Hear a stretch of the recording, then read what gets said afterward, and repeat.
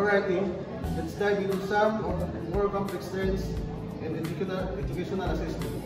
Today we have a lot to cover. Let's get started with something that's been quite a hot topic: accountability and fairness. Now, when we talk about accountability in education, what exactly do we mean?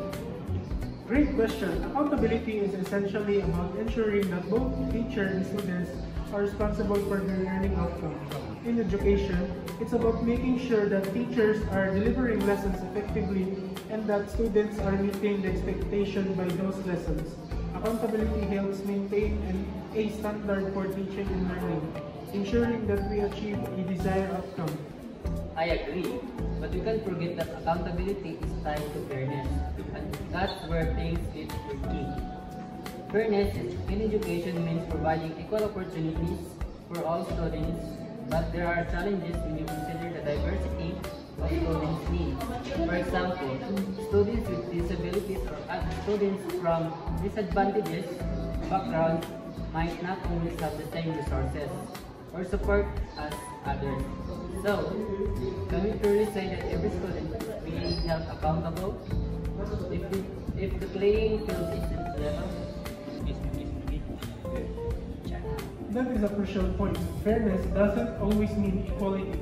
For instance, it might be fair to give a student with a learning disability extended time on a test. But if we only give extra time to some students and not others, we might create a different kind of unfairness. So, it's about equity, providing each student with what they need to succeed, rather than treating everyone the same. Excellent sites. So, how do we balance accountability and fairness in our assessment? If we hold teachers accountable for their students' outcomes, but those outcomes aren't really fair due to different student needs, where does that leave us? That's where differentiated instruction comes into play. Teachers need to be flexible and provide accommodations to ensure fairness. It's not about just assessing whether a student meets a standards. It is also about considering whether the standards is appropriate for every student, given their individual challenges and strengths. And from a teaching perspective, this could mean using a variety of assessment methods to allow different students to demonstrate their understanding in different ways. For instance, some students might excel in written assessments, while others might perform better in hands-on performance-based assessments. That's why we need multiple forms of evaluation to get a true picture of each student's abilities. Exactly, and this brings out to standard-based education, or SBE, which is a system focused on ensuring that all students meet specific, predetermined learning standards. In SBE, the emphasis is on clearly defined expectation. However, we talk about fairness in SBE. We need to ensure that those standards are meaningful for all students, not just for the majority. Right. So standard-based education is about meeting specific benchmarks. But does that mean that we focus on those benchmarks? Or is there room for students to show their growth in different ways? SBE is very focused on consistency, but there is room for flexibility too. The standard should be broad enough to allow teachers to meet students where they are, and while these standards help measure students' performance, they shouldn't limit creativity or fail to consider individual learning needs.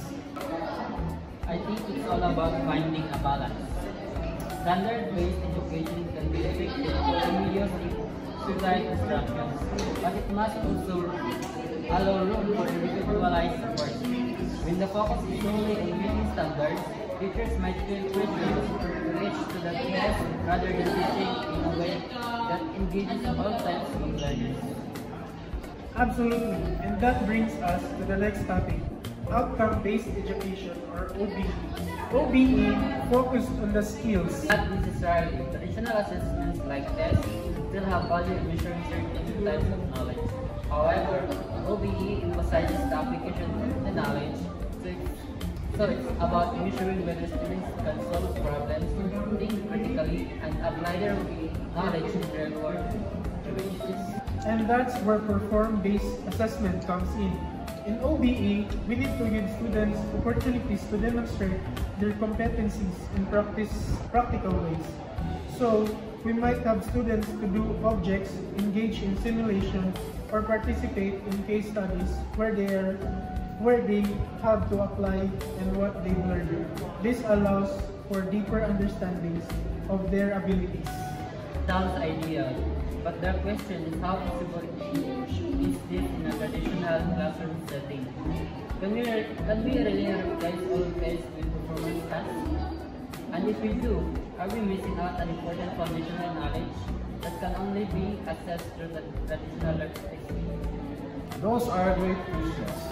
While performance-based assessment gives us valuable insights or how students can be apply knowledge, we can ignore additional assessment altogether.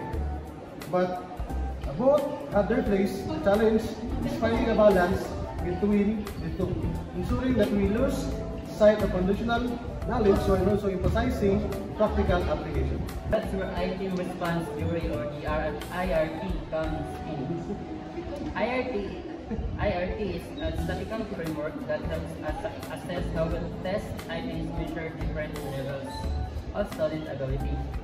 It is especially useful in adaptive testing, where the difficulty of the test adjusts to the student's performance. By tailoring assessment to each student's ability, we can get a more accurate picture of their strengths and weaknesses. IRT is a game changer. It really moves away from one-size-fits-all modeling of testing. Instead of relying on statistic assessment, IRT uses data to create more personalized tests. This could help addressing some of the fairness issues we've talked about earlier. For instance, a student who is struggling might be given easier questions, while students who is excelling might face more challenging ones. Is this visible in every classroom? To use IRT, we would need advanced technology and reliable data to ensure that tests are adaptive quickly. Plus, teachers would need training on how to integrate IRT results and use them to inform their teams. That's an important consideration. However, as technology continues to improve, the possibility of using IRT-based assessment becomes more realistic. It's promised trend, but we need to be mindful of equity in access to technology. Exactly. It's not just about using new technologies, but ensuring that all students have access to the tools and resources they need. And that's why as we integrate IRT and other modern assessment methods, we need to prioritize fairness and equity, ensuring that no student is left behind due to a lack of resources or support. So, in conclusion, accountability, fairness, standard-based education, outcome-based education, and item response theory all play crucial roles in shaping modern education assessment. But it's about balancing the elements, ensuring fairness in assessment, using appropriate methods to measure student growth, and adapting assessment to meet individual needs. I completely agree. As we move forward, we need to remain flexible and open to new assessment methods while also staying grounded in the principles of fairness and equity. After all, the ultimate goal is to provide every student with the opportunity to succeed and demonstrate their true potential. Exactly. Let's keep those points in mind as we continue exploring how we can make assessment more effective and meaningful for all students.